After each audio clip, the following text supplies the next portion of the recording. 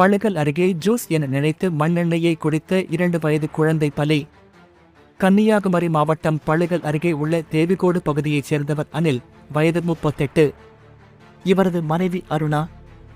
இவர்களுக்கு அனிருத், ஆரோன் என 2 மகன்கள் உள்ளனர். அனில் கடந்த 2 வருடங்களுக்கு முன்பு ஒரு தோட்டத்தில் மாங்காய் பறிக்க மரத்தில் ஏறிய போது தவறி விழுந்து எலும்பு முறிவு ஏற்பட்டது. அதன் பிறகு அவரால் நடக்க முடியாததால் வீட்டை அவரது மனைவி அருணா பராமரித்து வந்தார். இந்த நிலையில் நேற்று மாலை வீட்டில் விளையாடிக் கொண்டிருந்த குழந்தை ஆரோன் சமையலறைக்குள் சென்று அங்குள்ள அலமாரியில் வைக்கப்பட்டிருந்த மண்ணெண்ணெய் பாட்டிலை எடுத்து அதை ஜூஸ் என நினைத்து குடித்துள்ளான். சிறுவன் மண்ணெண்ணெயை குடித்த சில நிமிடத்தில் சிறுவனுக்கு வயிற்று வலி ஏற்பட்டுள்ளது.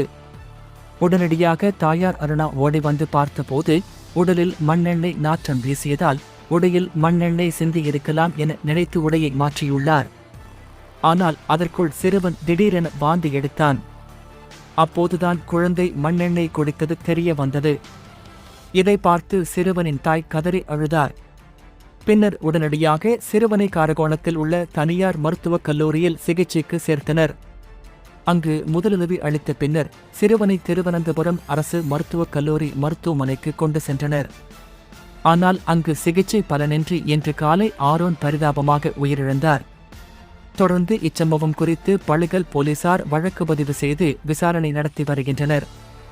ஜூஸ் என நினைத்து மண்ணெண்ணெயை குடித்து 2 வயது குழந்தை பலியான சம்பவம் அப்பகுதியில் பெரும் சோகத்தை ஏற்படுத்தியுள்ளது.